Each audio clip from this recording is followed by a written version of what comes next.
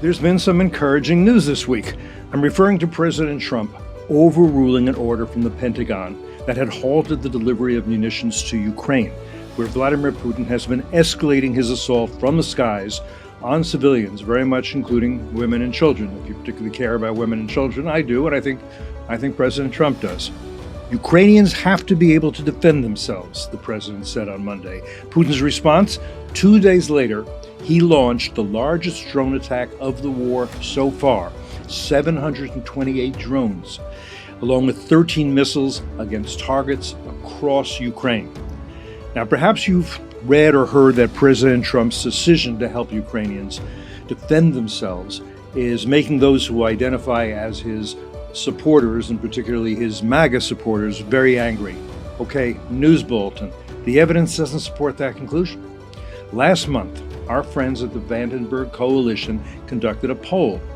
It revealed that 8 out of 10 Trump voters view Russia as a threat, and 3 out of 4 back additional sanctions on Russia, and 7 out of 10 say it's vital to prevent Russia from invading other European nations. The Vandenberg found that about the same number of pro-Trump voters think America should be taking the lead in international affairs because, just maybe, now I'm speculating here, maybe they get that America can't be great again if America decides to become an over-the-hill, has-been, muscle-bound superpower beating a retreat from its enemies. With us today in FDD's Cozy Studio is Carrie Filipetti, the Vandenberg Coalition's Executive Director. Welcome. Thank you. And I'm Cliff May, and I'm pleased you're with us too here today on Foreign Odyssey. So good to see you. It's been, as I say, it's been too long. Thanks for coming. Maybe just start, in case listeners should know, but maybe they don't tell a little bit about Vandenberg, because you got it up and running, let me put it that way. I did. So we launched about 4 years ago. I had just ended my time of service in the first Trump administration. And I was really concerned by what I saw as the rise of isolationism on the American right, frankly, across the political spectrum. And, you know, I grew up in the suburbs of New York City. I know... Which suburb? I'm just curious. Rockland County. Okay, I know Rockland County, yeah. The smallest county in New York, actually, yeah. Uh-huh. And the most Jewish county in the United States, I think. Huh. Yeah, Jewish. A lot of Orthodox in that county. Yes, yeah. I was not an Orthodox Jew. Yeah. But so I was really concerned by the rise of isolationism because I had lived through September 11th. I was right on the outskirts of the city. Tiny little girl. I was 12 years old, a little bigger than tiny, but I was still young. And I always say it was the moment where at 12 years old, that's when you learn how the world works, and how the world works fundamentally changed. And so that could be very shocking to a 12-year-old, bright 12-year-old who thinks that kind of thing is long in the past. I mean, you don't know a lot, but if you're a smart 12-year-old, my God, what did I just see happen? Right, who doesn't even really think about it. I mean, it took me a long time to really process what was happening. On the day of September 11th, I'll just do a quick story. Because I lived so close to the city, there were, throughout that day, everybody was getting pulled out of class, and nobody knew why.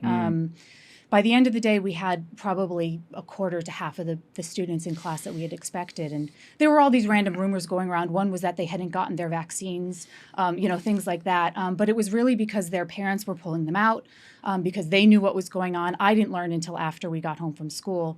And there were kids in my school whose parents were killed in those attacks. And so it's something that has always been really dear to my heart. How do we make sure that September 11th never happens again? How do we make sure that a Pearl Harbor never happens again? And the best way to do that is to not have to relearn this lesson of waiting for enemies to come to our shores. That's why isolationism scares me, because it leaves an opening for our adversaries, and it makes things like 9/11 or Pearl Harbor a lot more likely.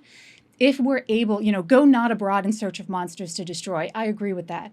But if there's a monster far away from you, better destroy him before he gets to your shores and you're within his sights. And in a sense, that's why we created Vandenberg, to articulate the importance of strong American leadership and to rebuild a new foreign policy for today's threat environment that understands the new opportunities we have with technology, but also the new threats we have from China, Russia, and Iran. I also, there's a strain among the isolationists, probably on both right and the left, that says if you just leave them alone, they won't bother you. Now, we know that's true, and one of the ways we know that's true, that it's not true, is Ronald Reagan was peace through strength president. There was one exception to that, one mistake he made, and that is after what was essentially Hezbollah under Iranian Islamic, I always want to say under Tehran, the regime in Tehran, under their tutelage, under their instructions, blew up our embassy, blew up our Marine barracks, took our CIA station chief hostage, torch. All of that happened. He was convinced, I think by Caspar Weinberger, by the way, just leave it alone. If you hadn't sent those troops over there, and they were over there as peacekeepers, purely as peacekeepers, nothing else, not taking property, not taking land, nothing else. If you just leave them alone, it'll all be fine. And what happened instead was they said, oh, look at that. You hit the Americans and they run. Exactly. Let's keep hitting them. And, very much as, I was a journalist in Iran during the Revolution of '79, and that's when the phrase began. It was actually late in the year. The Americans can't do a damn thing. And that has been the key catchphrase of the Islamic Revolution ever since, right up until the 12-Day War, right up until Trump decided, you know what, I have B-2s, I have massive ordnance penetrators. I think now's a good time to use them. Suddenly you can't say the Americans can't do a damn thing. And that phrase originated with Ayatollah Ruhollah Khomeini, the revolutionary leader. It's more than I expected to tell you, but it's interesting background. I agree with you, and I think part of what was so valuable about the strikes on Iran's nuclear program that were launched by President Trump is they were the decades later justice for those Marines that were murdered by the Iranian regime.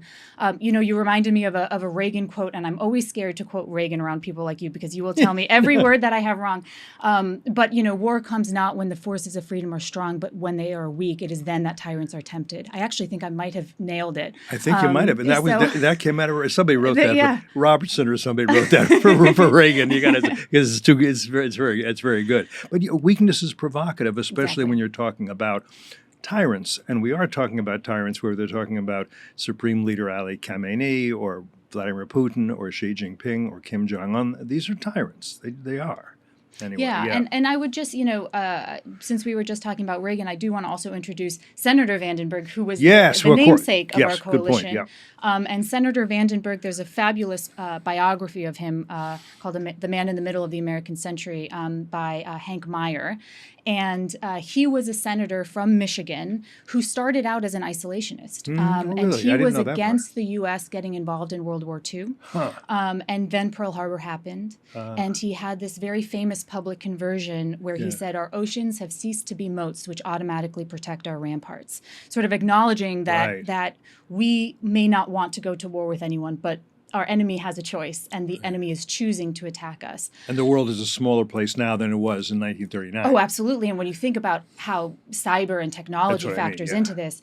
And so from then on, he converted to an internationalist, and he actually was the chief legislative architect for many of the things that truthfully now are in need of reform, but did define the American century, things like the UN, the Marshall Plan, the Truman Doctrine, NATO, all of these things were sort of part of his worldview that helped protect American security for so many decades. And if I remember correctly, correct me if I'm wrong, his phrase also was one of bipartisanship in foreign policy. But at the water's edge, politics stops at the water's edge. It doesn't. It doesn't, but it should. But it should. It was more aspirational. And one more thing about Vandenberg, because you're a coalition and you're a little different than other think tanks around town in that you sort of are a force multiplier for other good think tanks that are anti-isolationist, I would say. Is that fair? That's right. We're sort of a force multiplier model and a coalition model. So many of the people on our advisory board, to include you and many of your colleagues at FDD,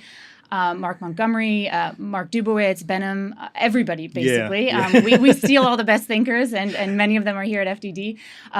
The idea is how can we all work together as a sort of, campaign to draw attention to these things. So when FDD does really impressive work, how can we get that out to different audiences? How can we turn it into legislation? How can we connect with the right communications channels? How can we make sure that we're all speaking together in one voice so that we're getting more attention for this worldview? Yeah, and nobody else is quite doing what you're doing, and it's important work. And a shout out to Elliot Abrams, who you were, because I've known him for years and years and years, and adore him and all that. He's your chairman, I guess. He is our chairman. Yes. Okay, so just a little bit more about you. So you're growing up in Rockland County.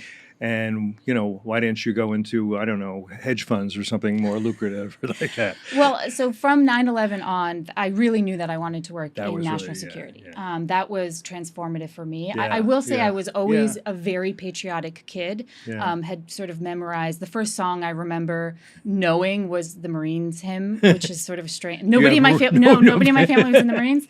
But I just always felt so blessed to be born in this country and very aware of those blessings. And so when 9/11 happened, I knew I wanted to work in national security and ideally counterterrorism. But then, I went to UVA and I was like a kid in a candy store. I just loved learning anything that I could learn. And I ended up studying religion and astronomy just because I just got sort of sidetracked and loved the professors and the classes. When I graduated, I ended up doing a short-term fellowship. And ultimately, as these things go, I ended up eventually being able to work in the first Trump administration, first for 2 years for Nikki Haley at the U.S. mission to the UN. We love Nikki Haley. And then after she resigned, I stayed on for the remaining 2 years at the State Department, working as a Deputy Assistant Secretary for Cuba and Venezuela. So very used to fighting dictators. Right. And Latin America well? It's sort of a specialty? Well, it became one. Yeah. The truth is, how it started is how things often start in D.C., which is by chance. I had originally been assigned to work for Ambassador Haley. My background was on Middle East. So I was assigned to work for her on Israel, Iran, Syria. Right. But she really believed in having a small team. So she had also assigned me to work on Africa, which I knew very little about. And before I got started, they sent me a note and said, look, the truth is 98% of everything the UN does is the Middle East and Africa. You'll be the only one doing anything. So we're going to assign you Latin America. And it was kind of a random assignment. And then Ambassador Haley and I really fell in love with the fight for freedom that we were seeing in Cuba and Venezuela and Nicaragua. We were meeting with all the dissidents. We were so inspired by them. It was very reminiscent of America's founding and the principles that we were fighting for. So I ended up just really working hard on those issues alongside Ambassador Haley and her team. And so it became a specialty over time. Wow. Very interesting. All right. Now tell us a little bit more about the polling that you've begun doing, because I hit some of the headlines in my introduction, but there's more to say. Yeah. So we were really excited about this poll, and it's a months-long process. This is the first in a series. We'll do them at least through the end of December 2025. The idea is get a sense every month. Every single month. Wow. Yeah. And so the idea is to get a sense of the trend lines of where Trump voters are, and this is partially because we believe at Vandenberg that foreign policy should be of, by, and for the people, right? They should be a partner to the creation of U.S. foreign policy. And many, both in D.C. and pundits online, claim to speak for the average voter. And I think we're quickly learning that that's not necessarily true. The common line is only President Trump speaks for President Trump. Only Trump voters speak for Trump voters. There's a lot of diversity in that coalition. There's a lot of different views. And so we really wanted to understand what's motivating the everyday Trump voter on foreign policy. Is it true, as Tucker Carlson says, that MAGA voters are isolationist and worried about World War III? Or do they trust that President Trump knows what he's doing and is taking action that will prevent a larger war? So this poll was a nationwide poll. We surveyed just over 1,200 Trump voters. So not necessarily all Republicans, but mostly Republicans. We asked them how they self-identified as voters, MAGA, traditional, conservative, moderate, Republican. And we really were trying to assess what their views are on foreign policy. I will say, you said some of the headlines, but I would say that this was one of the loudest endorsements of peace through strength that I have seen in a poll. It comes right on the heels of the Reagan Institute, another partner. The Reagan Institute, Roger Zakheim. Exactly. And Brad Bowman, who heads our military center, he did a foreign policy podcast with Roger on that poll. Yes. Back in December. We'll put that in the show notes.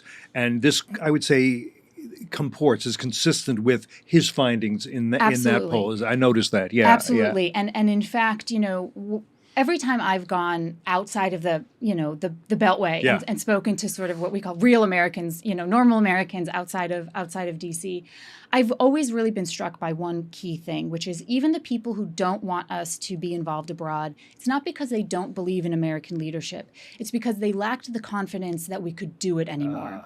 So it's sort of this mentality, almost a nostalgia for that era of American history where we used to wear the T-shirts, USA back-to-back World War champs. There was a nostalgia for that, but just a lack of confidence that we were that anymore. And I think what President Trump's strikes on Iran showed, because this poll was conducted right after those strikes, it showed that we can be that country again, that it is more storming the beaches of Normandy that represents current American leadership than it is the fall of Kabul.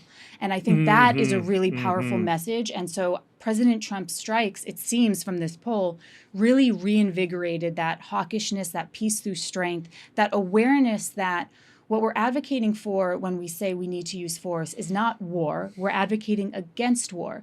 And we understand that a limited use of force, as President Trump did on the Iranian nuclear sites, is the best way to prevent a longer-term conflict with Iran that, God forbid, could become nuclear. Yeah, the only thing I'd quarrel with you on that is the conflict.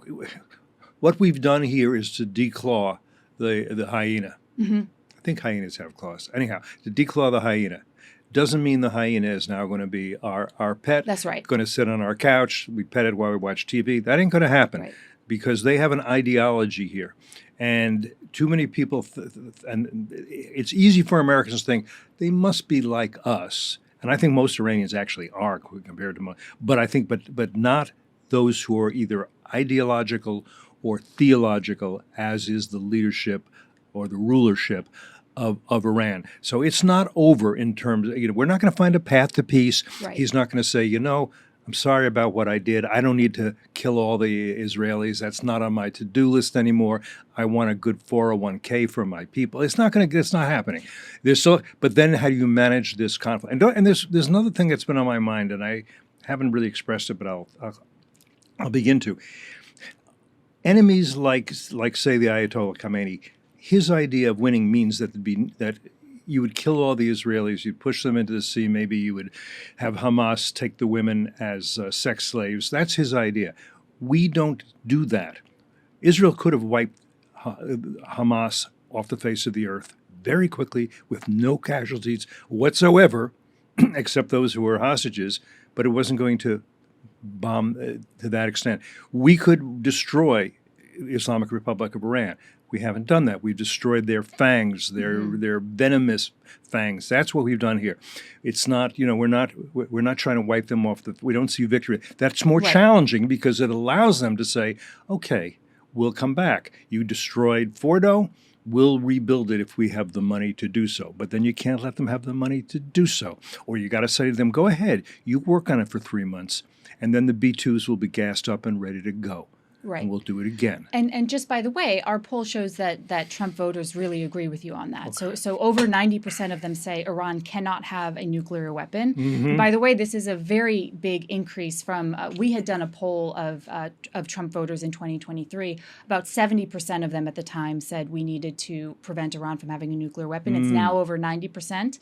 And about 68% of them said, we trust what Trump wants to do next and are willing to support. If he decides that we need to strike those nuclear sites again, strike other sites, we trust that the president knows what he's doing. So they understand that the risk is still very much alive. It's very important to get this out, and because it is news, and also because there's the meme going around is not this. So I'll give you an example, even though we don't reach as many people. Political Playbook. I think this was yesterday. We're recording this on Wednesday, I think Tuesday. Said anger over last night's U-turn, this is on giving munitions to Ukrainians, is starting to flow. Trump's decision to start rearming Ukraine, even with purely defensive weapons, is not landing well. Actually, again, I think they're listening to the most vocal opponents of Trump's more muscular Ukraine policy, but they're assuming that those vocal ones represent high numbers. And your poll shows that's not true. It may be Tucker Carlson and his followers, But that's not a 90% of the Trump voters. Right. That's not enough voters to to elect Zohran Mamdani in New York City. Right. Well, and so we've seen. So I would answer that in a few ways. Okay. First, that we saw that these strikes on Iran really increased the hawkishness among Trump voters, even on other issues, including Russia. So, for example, there's a Pew survey in April of 2025 that said about 40% of them, Trump voters, saw Russia as a threat. According to our poll, again, after the strikes, it was 76% of Trump voters see Russia as a threat, which I think is a really compelling number.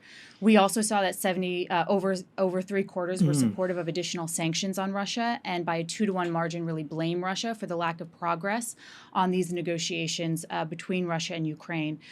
So I think, again, we're running into this issue where there's a lot of people who claim to speak for Trump. But let's remember, this is within the context of of reports that there have been a huge number of Russian and Chinese and Iranian bots online that are trying intentionally to split MAGA. There was a phenomenal New York Post, I believe, article about this a few weeks ago. They are intentionally trying to make it sound like MAGA is split. According to this poll, as well as according to the Reagan poll, there is not really a fracturing here at all. There is an increased hawkishness across the board, but to include on Russia and the acknowledgement that Russia is a significant threat. And I want to make sure if people listening don't understand when we talk about these bots. So you're online, maybe with Twitter or maybe with TikTok or whatever, and you're interested in these subjects. You're going to get these fake people coming in and trying to persuade you and trying to and trying to be divisive. And these are not even real people, but you don't know that because they've got some avatar name, right? Correct. Okay. And for those who say that Trump voters are split, look, you don't get numbers like this. We were talking to the pollster earlier today, Target Point, which is a fantastic firm. We've worked with them many times in the past. And he was saying you don't get numbers in the 90%, even if you're just polling a single party. You never get those kinds of numbers. We had 78% said, when we asked, is it important to prevent Iran from having a nuclear weapon? Over 90% said it was either extremely important or somewhat important, but 78% said it was extremely important. That's an astronomical number for being that concerned. So MAGA is not split in the aggregate numbers, but it's also not split on the veracity of these beliefs. People are really, really firm in where they stand. If anything, I think this poll shows that there's an overwhelming unity among Trump voters on foreign policy, and that unity is wildly in favor of peace through strength. Yeah. And these bots, but also I think people like Tucker Carlson are also spreading false ideas. For example, there was a congressman last week. No need to mention her name, and she was tweeting furiously that the Ukraine is suppressing the Orthodox Church. And I tried to tweet back to her and say, let me, as somebody who was a commissioner on the U.S. Commission on International Religious Freedom, as somebody who has been visiting Russia and Ukraine for more than 50 years, will you let me come and explain to you what you don't understand? And just for people who don't understand it, there is the Russian Orthodox Church. The Patriarch Kirill is in Moscow, and he is like joined at the hip with Putin, and makes a fortune on it. And it's not like you're not your local Methodist church here. This is an imperialist church, but there is a Ukrainian Orthodox Church which is split from the Russian Orthodox Church, because the Russian Orthodox Church is for the suppression of Ukrainian independence, freedom, sovereignty, culture, and language.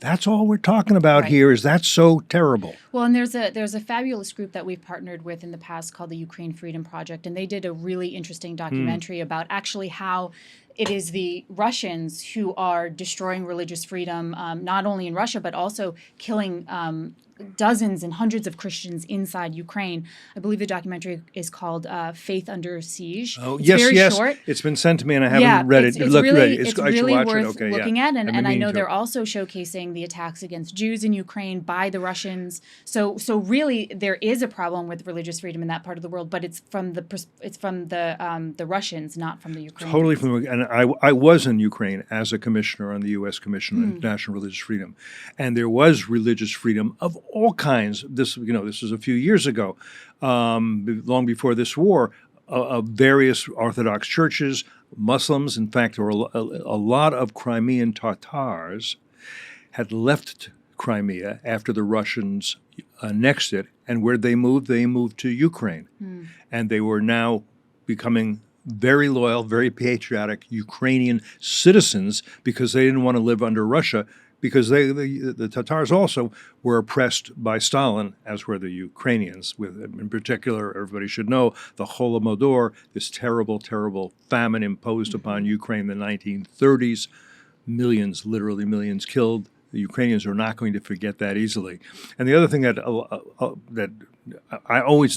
we need to repeat, because the Russians have been stealing children from Ukraine. They take them back to Russia and they brainwash them. You're not Ukrainian, you're Russian. I'll slap your hand if you speak Ukrainian. Your parents, you have to. That is just, that is so offensive to most Americans of whatever religion, not everybody, but most, that it needs to be repeated more and more and hasn't gotten the attention. I think it deserves in the mainstream No, media. absolutely. And again, as the poll showed, that member of Congress and Tucker Carlson and others, they're not speaking the words or concerns of their voters. The voters are very, very clear on who they see as the adversary, who they see as the threat. And, I know that I tend not to quote the UN too often because I just don't take them very seriously, having worked at the U.S. mission to the UN.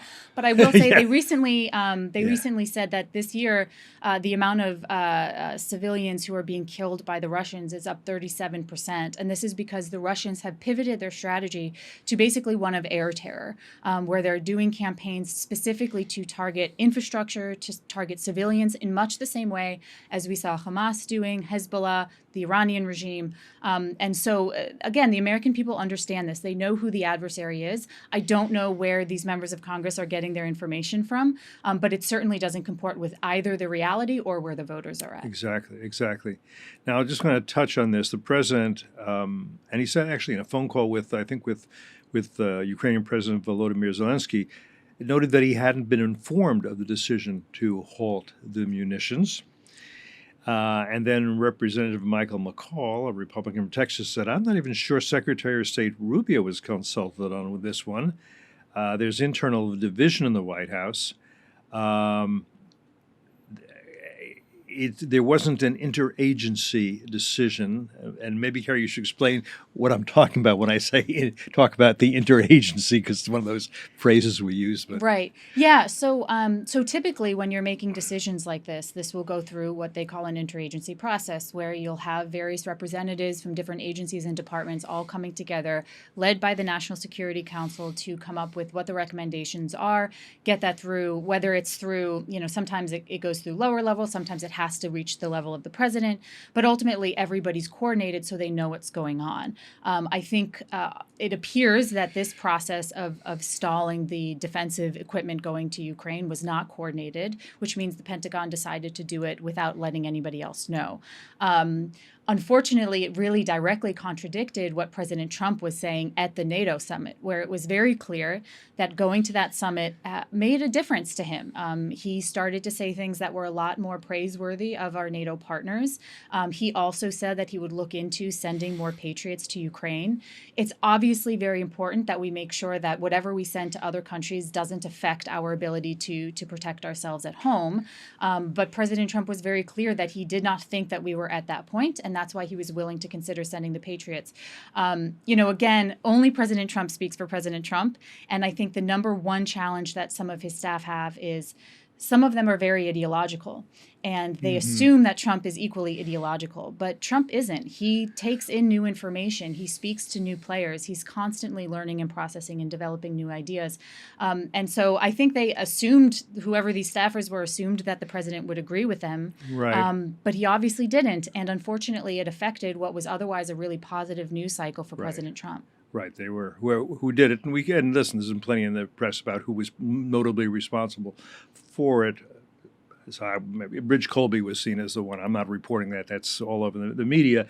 That he was either out ahead of his skis, as we used to say in Colorado, or thought, you know what? I'd rather ask forgiveness than permission. I want to do this.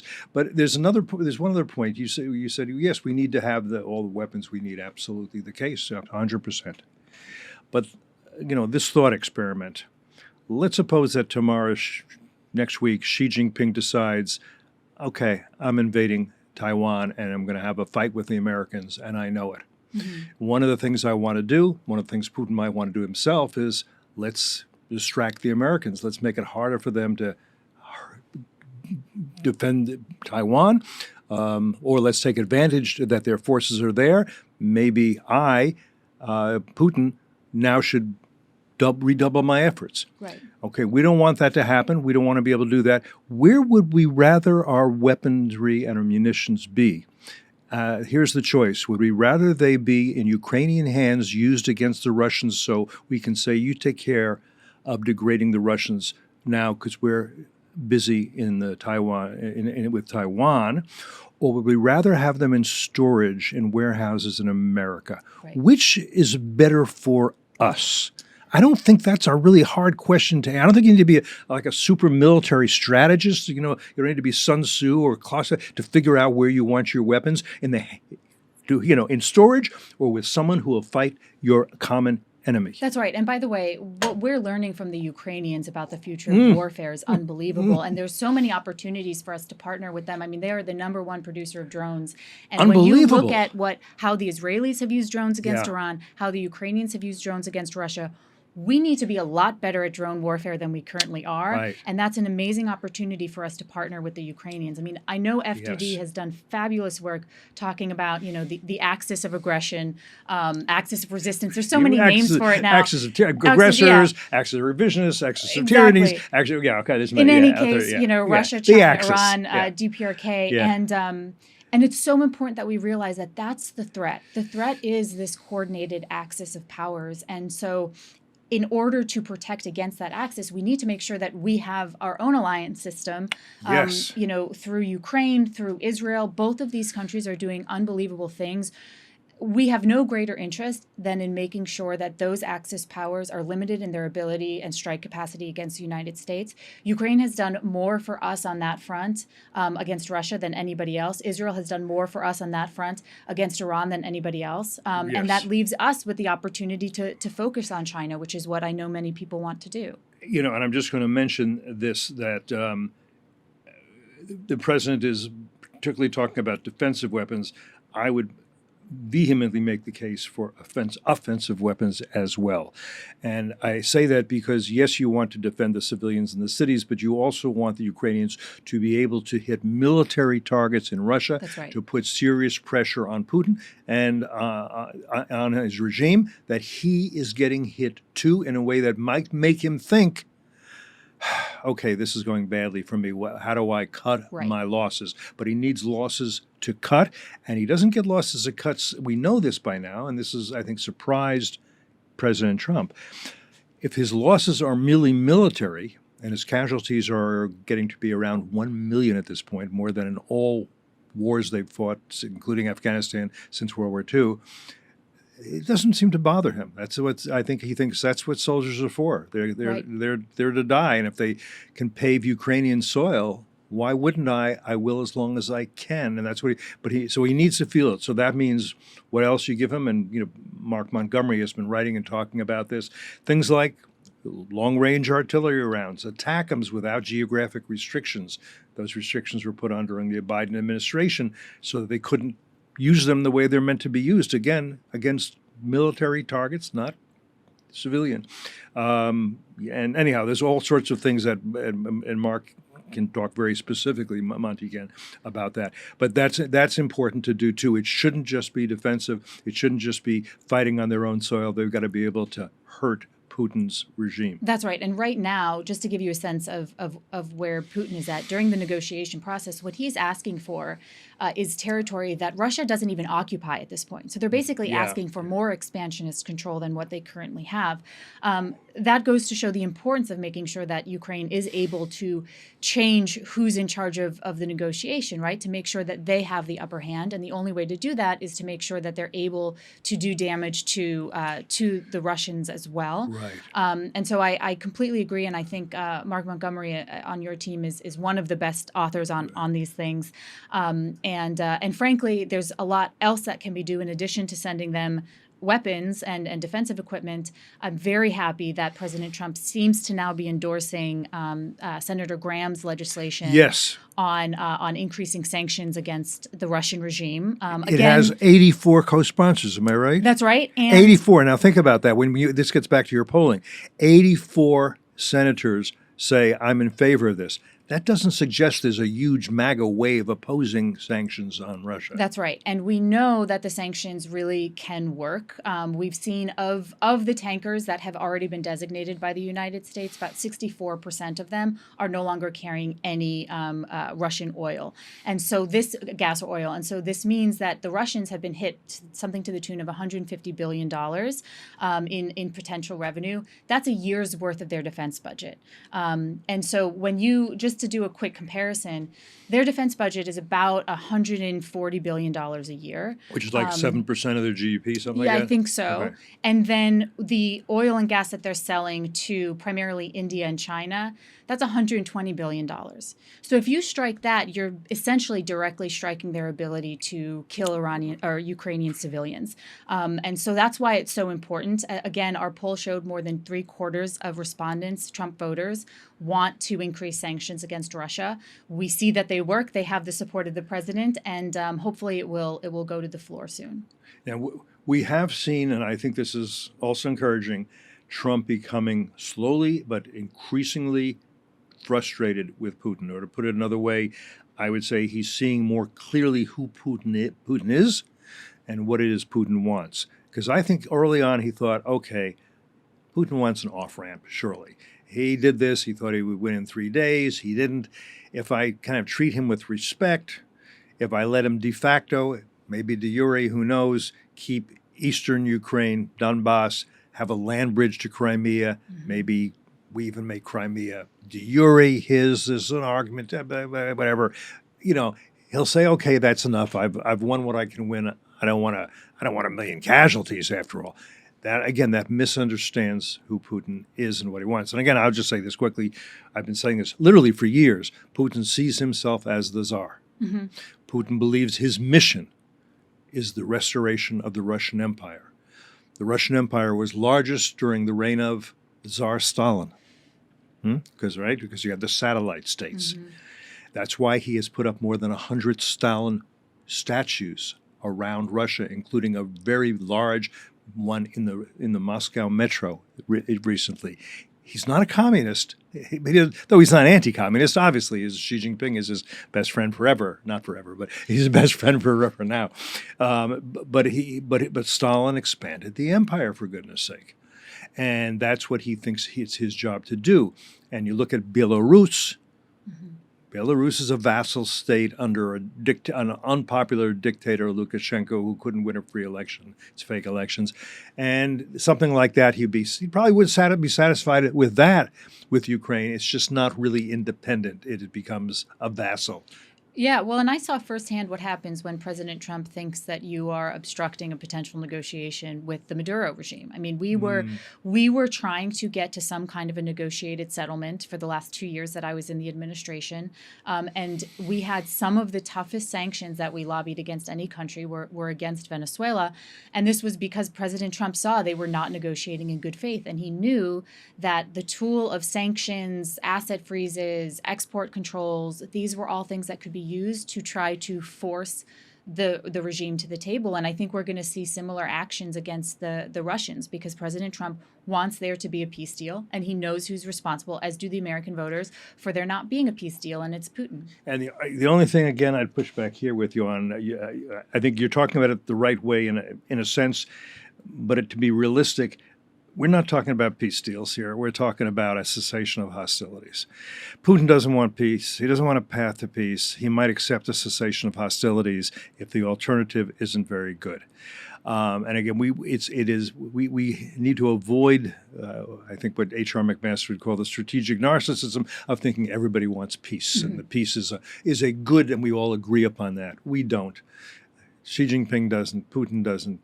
Ali Khamenei doesn't. Kim Jong-un doesn't. They want victory. They want conquest. This is nothing really strange if you historically, Genghis Khan didn't think, how do I achieve peace? How do I get a path to peace in your? No, he said, how do I conquer? How do I take slaves? How do I get booty? That's the way the world has worked for most of human history. We're the exception. We're the crazy ones who say, no, we want, what's going to be the day after in Gaza? How can we have a good life for the people of the Palestinians? And we should be very proud we should of our be proud principles. of them, right. And I will stand by them. But Right. I absolutely agree with you. And I think that's why American leadership matters so much, because they will always want to attack us. They will always want to expand their territories. Yes. They will always want to kill. But if they see that we have the capability and the will to fight against that, and if they know that they will lose, then that will change their calculus as to whether or not they want to go forward. And that's why American leadership, to me, is so critical, not just to, more peace around the world, but more peace, security, and freedom inside the United States as well. Yeah, part of what that implies is we use the phrase peace through strength. And I think we need to think a little bit about what that means, because I think what it really means is that if peace is your goal, our goal, not our enemy's goal, we can achieve it, and there's only one way. It's not through talking. It's not through diplomacy. It's not through addressing grievances. It's through strength. If we are so clearly stronger than our enemies, and we are willing to demonstrate that strength from time to time to show we're not bluffing, then they'll realize, oh, Americans can do a thing. Oh, then you'll achieve peace because it's your goal, but don't expect it to be your enemy's goal, because you know what? That ain't happening. That's exactly right. That's exactly right. And we saw, again, in this poll, because I know we've been talking a lot about the Iranians and the views on Iranians and Ukrainians, but also just in terms of what America's role in the world should be. Right. We really saw huge margins that said, 72% said the use of the strikes made the world safer.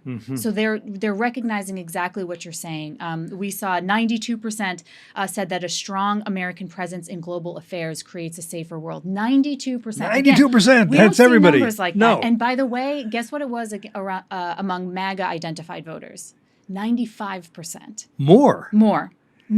That a strong U.S. presence in the world makes the world safer. That tells me they understand the way I do what it means to make America great again. Exactly. It means make America strong again and make America the strongest in the world, and no one should even be able to challenge that. That's exactly right. And we asked a question about, how important is it to you that we are able to be the strongest nation as opposed to Russia, China, Iran?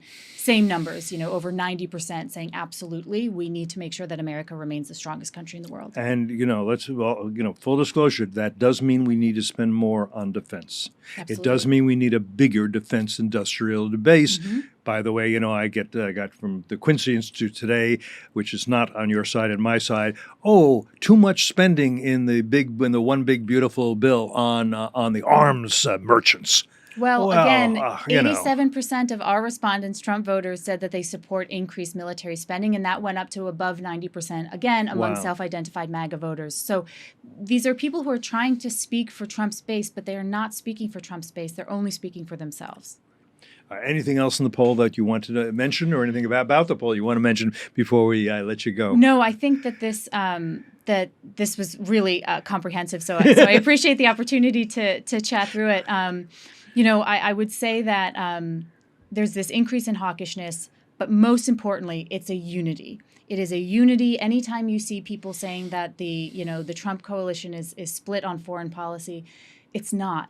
We don't see numbers like this, and we're just grateful that we have the chance to study this over time and see how this changes, as President Trump makes more decisions, as new threats arise. So we're really looking forward to continuing to conduct these polls. This question occurs to me, and you may not have a good answer, but I'll ask it again. If we were to look on the Democratic side, what would we see? Would they all be for retreat and make America weak again? Don't worry about our enemies. They all have legitimate grievances, so let them kill other people's children? No. So actually, this is where our partners at the Reagan Institute, they did their summer survey as well, which was conducted just prior to ours. It was before the Iranian strikes, but that included both Republicans and Democrats. And it really was, this is, again, politics should stop at the water's edge. Yeah. We're reaching a moment where maybe politics is stopping on questions of foreign policy where we're in alignment, that America needs to be strong, that we need to defend against our enemies, that we need to have strong alliances that serve U.S. interests. We're sort of reaching this consensus foreign policy position, inclusive of, the strongest MAGA voters as well as Democrats. Interesting. Great. Carrie, great fun to talk to you. Learned a lot. Well, thank you. Very wonderful. Thank you again for coming in. My pleasure. And thanks to all of you who have been with us for this conversation today here on Foreign Policy.